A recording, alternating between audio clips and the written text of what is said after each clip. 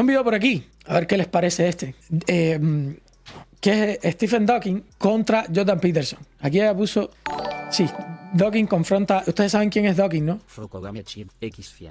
Yo he leído la Biblia, tanto el Nuevo como el Viejo, pero termino Marian creyendo Pérez. que no es un solo Dios según los mandatos del primero y los del segundo. Bueno, y yo creo que mi punto de vista es que te estás equivocando y nuevamente haces la separación que hacen muchos entre el Dios del Antiguo y el del Nuevo Testamento, sin saber que hay una transición evidente, sin saber sin saber, está ahí. Pero bueno, eso te lo dejo a ti y ya tú lo verás con el tiempo o no, no lo sé, depende. Está muy interesante el canal de esta chica, se llama Marian Pérez, por si la quieren buscar, está bastante interesante. A cada rato me veo algún video de ella. Vamos a ver este video de Jordan Peterson. Un debate muy interesante entre Richard Dawkins, uno de los ateos más famosos del mundo, y Jordan Peterson. Al final voy a... Probablemente sea el ateo más famoso del mundo, Richard Dawkins. Creo que es el ateo más famoso del mundo. No estoy seguro, pero creo que lo es. aportar una buena reflexión. No os interrumpo más. Vamos a ver. ¿Jesús realmente murió por nuestros pecados? Quiero decir, ¿crees que hay? ¿Crees como un hecho que Jesús murió por nuestros pecados? Hay elementos de los textos que no pretendo entender. Mi experiencia ha sido que cuanto más profundamente yo miro estos textos, más aprendo. Eso no significa que pueda proclamar un conocimiento completo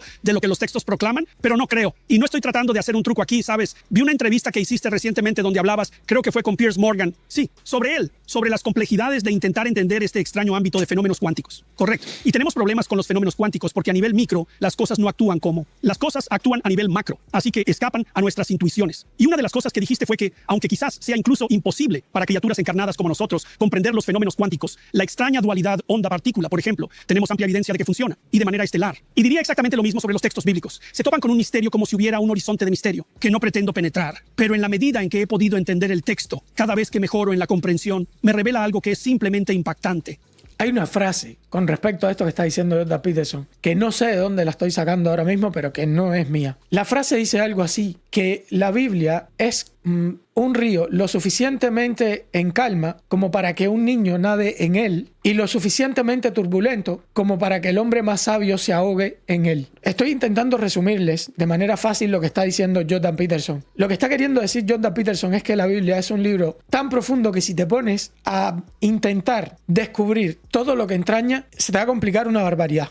Evidentemente vas a crecer en sabiduría, pero cada vez te va a ser más complicado entender todo el conocimiento y la sabiduría que hay. Y a la misma vez puede ser un libro tan superficial que a los niños les puedes dar las enseñanzas básicas. Yo qué sé, el cuento de Sansón y Dalila, por ejemplo, o las historias del rey David, por ejemplo, de David y Goliat y todo esto, que son cosas sencillas de entender y de comprender, y muchas historias que son sencillas de entender también, y no sé, toda la sabiduría de Eclesiastés, etc. X50, tío Green. Ahora que hablamos de cristianismo, me gusta mucho la premisa de Star Wars con Luke y su padre Darth Vader. Al final, Luke confía en la fuerza, intérprete ese Dios, de que su padre tiene redención, y al final tenía razón y rescató. Y rescató a su padre de la oscuridad. Me disculpas si no ves la relación. Sí, lo que pasa es que la fuerza es como una manera de buscar fuera de Dios algo más allá, ¿no? Pero igual es una película de ciencia ficción. Como quiera que sea, es una película de ciencia ficción, así que no hay que verlo tan así, como tal. Pero sí, fue una manera de, en un mundo secular, ¿no?, intentar buscar otra solución más aparte de Dios. Pero bueno. La física cuántica es profundamente misteriosa. Y estás diciendo que los textos bíblicos son profundamente misteriosos. La diferencia es la física cuántica. Las predicciones que derivamos de la física cuántica se cumplen hasta el enésimo decimal. Enésimo decimal, quiero decir, creo que fue Richard Feynman dice, equivalente a predecir el ancho de América del Norte al grosor de un cabello. Eso es impresionante. Sin duda, el misterio allí, por así decirlo, gana sus credenciales por sus predicciones. Los misterios de la Biblia no tienen ninguna credencial en absoluto, hasta donde puedo ver. Bueno, supongo que las credenciales que pondría... Hiciste una declaración hace un par de meses que encontré muy interesante y no pretendo entenderla. Y no estoy tratando de ponerte en un aprieto con eso. Dijiste que eras un cristiano cultural, ¿vale? Y eso plantea una serie de preguntas en mi mente, ¿sabes? Cuando Jordan Peterson le dijo esto a Dawkins, me di cuenta de dónde sacó el pendejo, el loco este, el dominicano que debatió con Agustín Laje, ¿se acuerdan? Que dijo que él era católico cultural. ¿Lo recuerdan? Lo sacó de aquí, boludo. Ni siquiera fue original en eso. Lo sacó de Dawkins. Ni siquiera el man fue original en eso. Me di cuenta que lo había sacado de acá. No era ni siquiera algo de él. Que está bien, no pasa nada. Digo, todos bebemos de diferentes fuentes. Pero ni siquiera eso. Y el man haciéndose el súper intelectual y el de los títulos universitarios y el no sé qué. Y todo el discurso era una salada copia, bro. Y la primera pregunta fue... No tenía nada propio. Estás cambiando de tema. No, lo estoy. No lo estoy. No lo creo. Puede que me esté saliendo un poco del tema. problema, te refieres al poder predictivo y a la utilidad de las historias. Vale, eso es lo que estaba intentando decir. Vale, ese era el punto.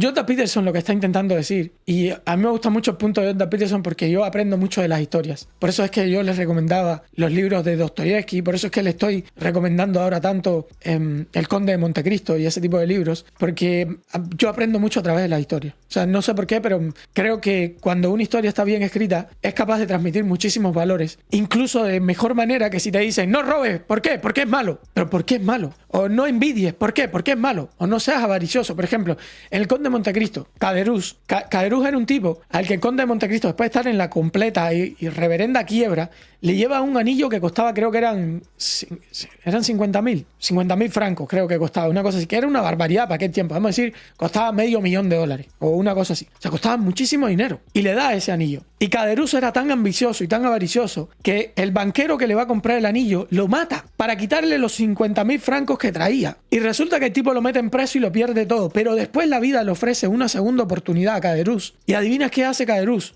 Podía tener, creo que 500 francos mensuales. Le iba a dar un chamaquito por todo un rollo ahí. Y Caderousse quería más. Y se mete en casa del Conde de Montecristo a robar. Y el mismo chamaquito al que él estaba amenazando para quitarle los 500 francos mensuales, le da un montón de puñaladas y lo mata. Entonces, si yo te explico que la avaricia está mal a través de una historia así, tú vas a decir, ah, sí, cabrón. ¿Por qué está mal la avaricia? Pues yo recuerdo lo que le pasó a Caderousse en El Conde de Montecristo. A ese cabrón le dieron un montón de dinero y jamás y nunca se sació. Nunca, no estuvo dispuesto. Al contrario, el dinero le hizo daño. Ya no solamente que el dinero no le resolvió su problema, sino que es que el dinero le hizo daño. El dinero lo mató, lo metió en prisión y después lo terminó matando directamente. Es mucho más fácil, yo creo, aprender a través de historias, desde mi punto de vista. Por lo menos bueno, me pareció que tu proclamación de que eras un cristiano cultural era un reconocimiento y una declaración de que habías encontrado algo en la cultura que se derivaba del cristianismo. X50. Hablando de cristianismo, ¿tú qué piensas de las alegorías cristianas de C.S. Lewis en Narnia? La imagen del león Aslan como una interpretación de Cristo en otra realidad y todo el resto. No lo he leído, yo nada más me vi las películas de las Crónicas de Narnia. Debería de leer las Crónicas de Narnia,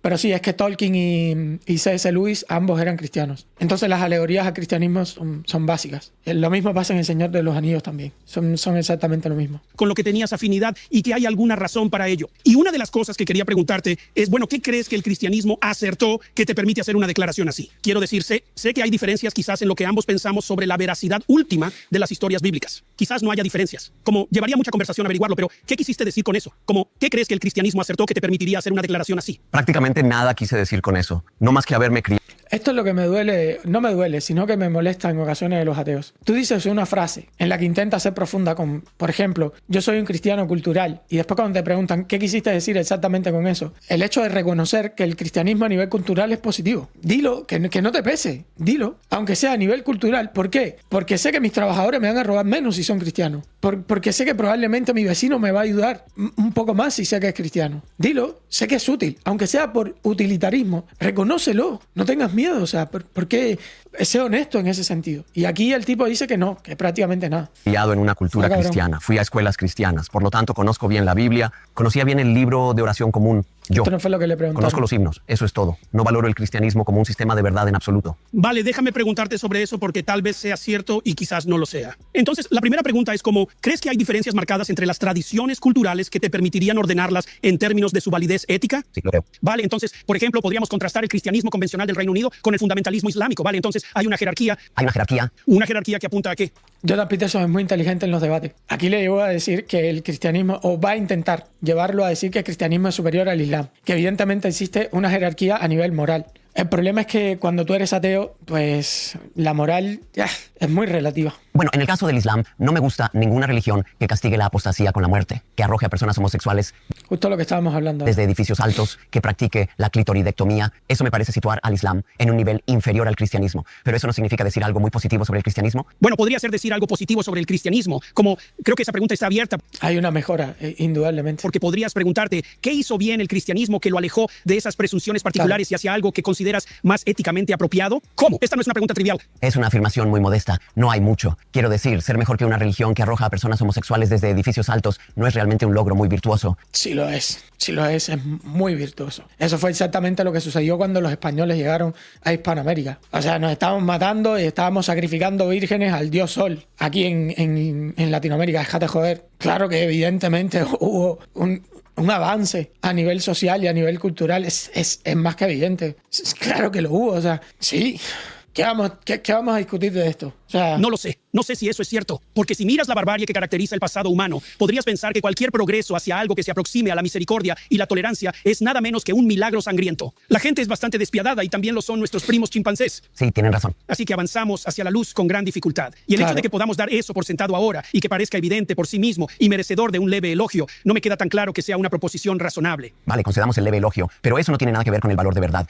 aquí Jordan Peterson igual lo llevó a donde él quería. Lo que me importa es el valor de verdad. No veo valor de verdad en las afirmaciones del cristianismo. El nacimiento virginal, la resurrección, los milagros. ¿Crees en alguno de esos? ¿Crees que Jesús nació de una virgen? Como dije antes, hay elementos del texto sobre los que no me siento calificado para comentar. Mi experiencia ha sido que más bien sé desde una perspectiva. Aquí Jordan Peterson a veces, porque él se declaró cristiano no hace mucho. No sé si lo vieron, pero Jordan Peterson se declaró cristiano no hace demasiado tiempo. Él no se declaraba cristiano antes. Y yo creo que aquí uno sin ningún complejo tiene que decir que sí creo que ocurrió un milagro en ese momento. Si yo creo que Jesús es el Hijo de Dios, que nazca de una virgen, boludo, es lo menos raro que me puedo imaginar. Imagínate que ya creo en Dios y creo que Dios se volvió humano. Imagínate tú. O sea, creo que el menor de los milagros sería que esa mujer saliera embarazada sin ser tocada por ningún hombre. Ese sería el menor de los milagros de los que estamos hablando. Entonces, no me parece que uno tenga que acomplejarse por ese hecho. Bueno. Perspectiva metafórica y desde una perspectiva mítica lo que significa la historia del nacimiento virginal. Y lo acepto. Sé, por ejemplo, que cualquier cultura que no considera sagrada la imagen de la mujer y el infante muere. Y no sé cómo eso necesita expresarse en una forma.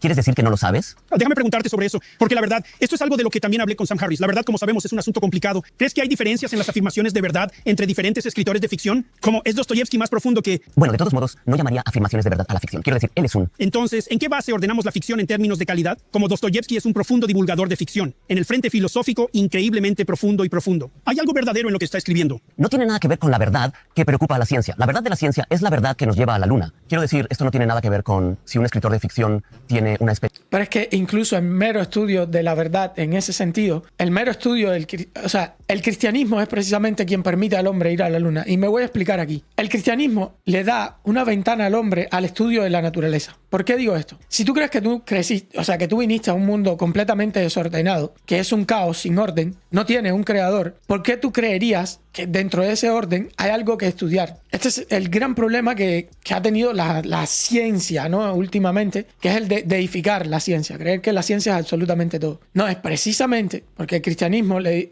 da al hombre la posibilidad de decir, aquí hay un Dios que es creador, y ese creador no hizo las cosas por gusto, o sea, este mundo tiene un orden, este universo tiene un orden. Entonces vamos a intentar descubrir cuál es el orden de este universo, y a partir de ahí es que puede surgir la ciencia. Luego esa ciencia se quiere separar de esos principios que le permitieron llegar y alzarse en un pedestal. ¿Puede la ciencia hacerlo? Por ahora no lo está demostrando. Por ahora no ha llegado a demostrarlo. Especie de visión sobre la naturaleza humana que eso se da por hecho, lo acepto. Vale, entonces, ¿cómo lidiamos con la noción de que en el lado puramente factual, cómo lidiamos con la idea? Tomemos la nota. Hablaste sobre la clitoridectomía. Hablemos sobre la opresión de las mujeres. Sí, hacemos un caso científico de que eso es inapropiado. ¿O es un caso que estamos haciendo en alguna otra base? Como veo en la tradición judeocristiana, uno de los primeros pronunciamientos es que tanto hombres como mujeres llevan la imagen de Dios, ambos. Y eso establece un cierto tono para todo lo que sigue. Y es una proclamación notable, dada su edad radical, que tanto hombres como mujeres llevan la imagen de Dios y deben ser tratados como algo con valor intrínseco fuera del dominio del poder. Esto que le está diciendo aquí es fundamental. Esto es la igualdad ante la ley. Jordan Peterson, el cristianismo, otra de las cosas que nos ha dado y un avance grandísimo es la igualdad ante la ley. La supremacía de la ley y la ley natural precisamente te la da el cristianismo. Todos fuimos creados imagen y semejanza a Dios. Así que aquí no es mejor. Es más alto, el más bajito, el negro, el blanco, el chino, todos somos iguales. Todos somos creados imagen y semejanza. Aquí no hay nadie mejor que nadie. Estoy hablando, evidentemente, ante la ley, a nivel moral. Después en el mercado, LeBron James pues tiene un valor de mercado mucho más alto. Pero eso no quiere decir que LeBron James tenga más dignidad que tú o que yo, o Cristiano Ronaldo o quien tú quieras. Ante la ley tenemos la misma dignidad. ¿Se entiende lo que quiero decir? Poder y la política. Y no es obvio. No me resulta obvio, habiendo pensado mucho en esto, cómo lidiamos con eso en el puro ámbito de los hechos. Porque uno de los hechos es, si puedo oprimirte, ¿por qué demonios no debería hacerlo? Esto fue una discusión que tuve hace muy poquito con unos amigos libertarios, que era que ellos me decían, no, yo creo que la ciencia simplemente por la lógica, a través de la lógica y la razón, vamos a llegar a un punto en el que todos nos vamos a llevar bien con todos y en el que todo va a estar bien. Y yo le decía, ese es el sueño comunista. O sea, el libertario soy una mierda. Ese es el sueño comunista. La realidad del ser humano es que si yo te puedo joder, en muchas ocasiones te jodo. Porque somos tan buenos como tan malos. Entonces en ocasiones pasa así. No con todo el mundo, pero hay gente que sí funciona así. Y no se van a poner a pensar, no, es que yo creo que lo mejor sería para que todos nos llevemos bien. Que no. Hay gente que si puede, a través de la fuerza, conseguir lo que quieren, lo hacen. Y si te tienen que matar para quedarse con tu mujer, te matan. Y ya está. Entonces sí, el avance a nivel ético, moral, fue enorme, enorme. Vamos por partes. Esa es una gran pregunta porque Peterson está desafiando la Susurro aullante Chip X50. El ateísmo suele criticar a los creyentes por aceptar dogmas sin cuestionarlos, pero muchos ateos caen en la misma trampa al asumir que la ciencia es infalible y que los científicos son figuras incuestionables, Sí. casi sacerdotes de la verdad absoluta. Sí, es así como lo estás diciendo. Y en realidad nosotros sí tenemos dogmas. O sea, en eso sí no me oculto para decirlo. Dentro del cristianismo, evidentemente, hay dogmas. idea de Dawkins de que la única verdad es la verdad basada en hechos. Y está diciendo, si eso fuera cierto, ¿cómo puedes juzgar? Mira, por ejemplo, hay quien pone ahí, la naturaleza del ser humano es evolucionar para ser mejor que el que tiene enfrente. Y esa evolución ha hecho avanzar al mismo, no sé, supongo que quiso poner en parte de su naturaleza, o algo así, supongo que es lo que quiso decir. La realidad es que si aplicamos eso que tú estás diciendo, terminamos en la Alemania nazi. No hay de otra, ese sería el resultado lógico, donde los superiores son los que tienen derecho a reproducirse y los otros tienen que ser o exterminados directamente, como sucedía con los que eran no aptos, o directamente ligados, para que no pudieran reproducirse. En ese caso sería así. Y ese sería el mundo lógico. En el caso de que es como tú dices, que la naturaleza del ser humano es simplemente evolucionar para ser mejor. La realidad es que no es así. La naturaleza del ser humano también tiene parte de bondad. Y también nos dedicamos a proteger a los desvalidos. También hacemos eso. Y cada vez que salga un Hitler, pues van a salir gente que se lo pongan. Van a salir seres humanos que se le van a oponer. Siempre va a ser así. Y que no van a estar de acuerdo con eso. Y que aunque su hijo salga con síndrome de Down, no van a querer que se los maten. Y los van a defender hasta la última gota de sangre que tengan en su cuerpo. Es así. Hay gente que lo va a hacer. Así es como va a suceder. No somos tan racionales como creen que somos. No funciona así. Moralmente ciertas prácticas que dañan a las personas. ¿Cómo puedes usar hechos científicos solamente para decir que algo está mal? Es que la eugenesia, porque hay quien me dice, esa ideología es la misma que la eugenesia. No, es la eugenesia, que salió de aquí de Estados Unidos. Pero lo que quiero que tengan en cuenta es que científicamente hablando sería lo ideal. Si el único fin es mejorar la raza, y eso es lo éticamente más positivo para el ser humano, pues a mejorar la raza y que no se reproduzcan los menos aptos. O sea, digamos, a las personas con un coeficiente intelectual por debajo de 100, que es un alto porcentaje de la sociedad, los agarramos y los ligamos a todos, los esterilizamos y que no se puedan reproducir, ¿ok? Para no tener gente tan bruta. Los que estén de 100 para arriba les permitimos reproducirse, pero con condiciones, ¿no? Que no tengan ningún defecto físico, que no tengan ningún problema genético, digamos, si tienes alguna enfermedad congénita o algo, aunque tengas más de 100 ya no te puedes reproducir, tú también pasas a los no aptos. Y así más o menos sería como funcionaría esa sociedad. Y hay gente que te va a defender esto a nivel ético, que te va a decir es que eso es lo mejor. Así los que se reproducen son los más aptos y el ser humano avanza cada vez más. Eso es lo mejor, como si fueran los perros, por ejemplo, purificar la raza. Y entonces creamos una raza lo más pura posible, el perro más inteligente, el más fuerte, depende de lo que se está buscando. Entonces, por ejemplo,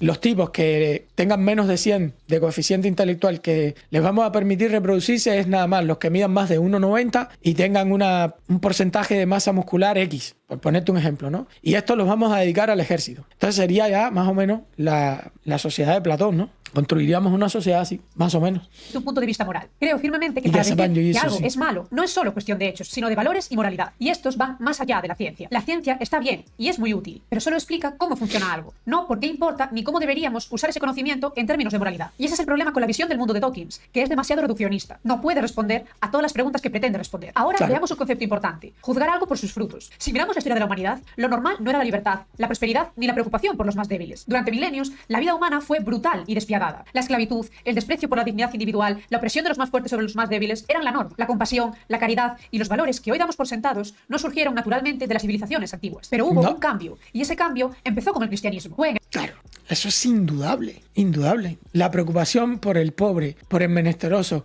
etcétera, etcétera, etcétera, de los cristianos, eso cambió la humanidad, lo cambió todo. O sea, los últimos serán los primeros. El que sirve es el más grande. Eso lo cambió todo lo cambió. el mundo cristiano, específicamente en Europa, donde nacieron las ideas que luego transformarían el mundo entero. No fue un fenómeno universal ni espontáneo, sino que se originó en sociedades profundamente influenciadas por la fe cristiana y luego se fue expandiendo como una mancha de aceite por otras culturas. Veamos algunos de los frutos concretos del cristianismo. La dignidad de la persona humana, la idea de que cada persona tiene un valor intrínseco porque fue creado a imagen de Bueno, eso lo hacían los nórdicos y canadienses hasta hace pocas décadas. O sea, ustedes escuchan, miren, yo les voy a pedir una cosa. Cuando ustedes escriban algo, yo les pediría que primero analicen lo que van a escribir. Porque si tú me vas a poner que eso es lo que hacían nórdicos y canadienses, ¿desde cuándo existe Canadá? ¿Qué tradición es la que sigue Canadá? ¿Qué influencia es la que tiene Canadá? Cuando ustedes escriben esas cosas tienen que analizarlo primero. Pues claro, eso tendría razón si tú me dices, no, es que los canadienses existen antes de Cristo. Ah, bueno, sí, tienes razón. Pero es que no. Es precisamente la tradición judío-cristiana quien trae esto a la palestra. De Dios. La caridad y el cuidado de los pobres. Viejo, que está contestando otra cosa. Ah, bueno. No sé si entonces me habría confundido. No lo sé. A ver, ¿dónde es que...? Bueno, Desarrollo de no la importa. ciencia. La revolución científica no surgió en cualquier parte, sino en la Europa cristiana. ¿Por qué? Es que es verdad que ustedes a veces se me olvida que tienen sus discusiones particulares. Así que bueno, mala mía ahí. Mala mía entonces. Porque la cosmovisión cristiana afirmaba que el universo tenía orden y propósito, lo que llevó a los científicos a estudiarlo con las expectativas de encontrar leyes. Como dijo C.S. Lewis, esperamos encontrar leyes en la naturaleza porque creemos en un legislador. La creación de hospitales y universidades. Claro, esto es lo que yo les estaba tratando de decir. Lo que pasa es que C.S. Lewis es muy bueno, resumiendo, es muy bueno reduciendo un mensaje para el cual nosotros necesitamos muchas palabras y C.S. Lewis lo que hace es condensarlo. Es muy bueno en eso. Entonces mira lo que dice C.S. Lewis aquí. Científicos a estudiarlo con las expectativas de encontrar leyes. Como dijo C.S. Lewis, esperamos encontrar leyes en la naturaleza.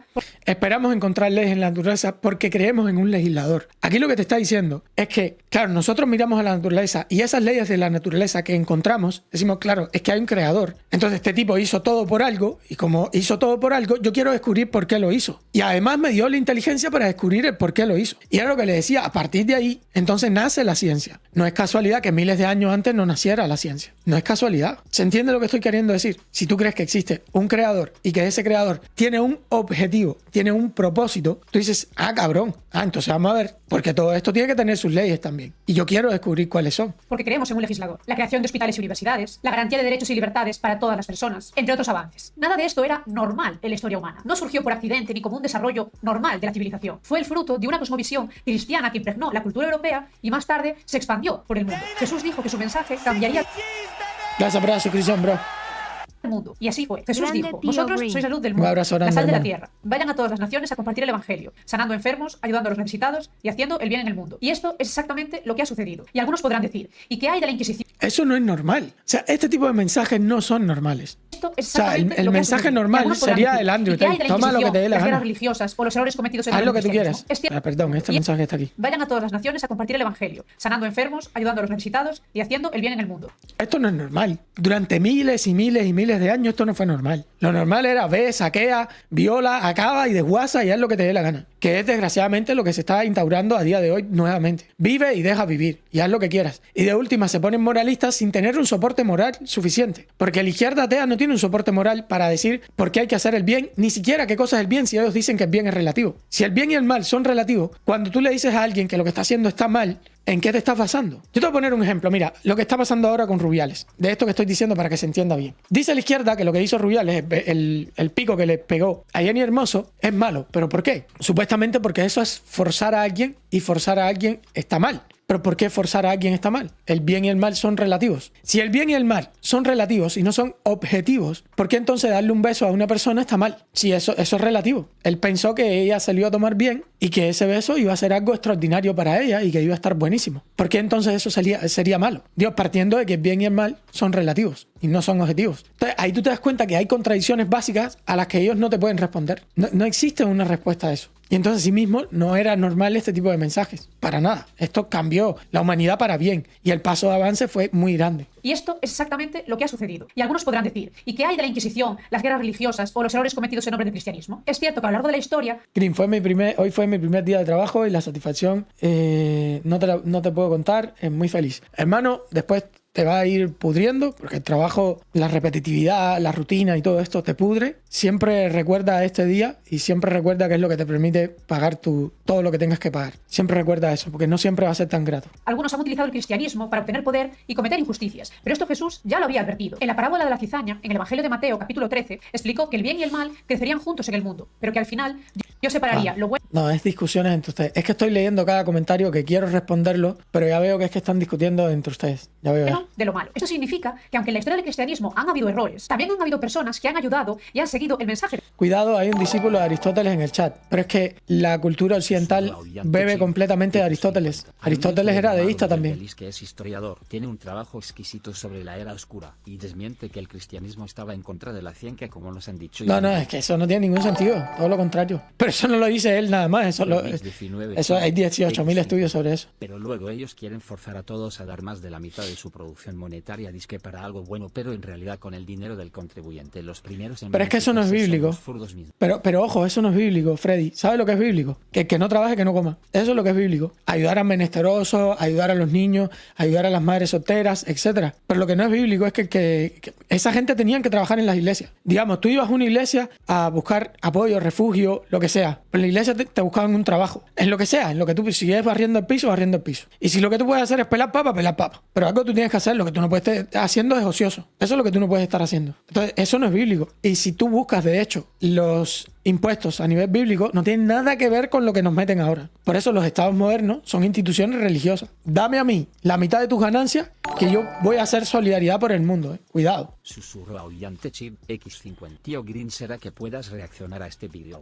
¿De qué? de Jesús, ayudando a los pobres, cuidando a los huérfanos, predicando el evangelio y transformando vidas. Como conclusión, me gustaría decir que es importante valorar todos los privilegios que tenemos hoy. Libertad, derechos, bienestar, todo esto no fue normal en la historia. Es una excepción, no es una regla. Y lo que se ha construido también se puede perder. Si olvidamos de dónde vienen estos valores, correremos el riesgo de regresar a un mundo donde lo normal era la opresión y la injusticia.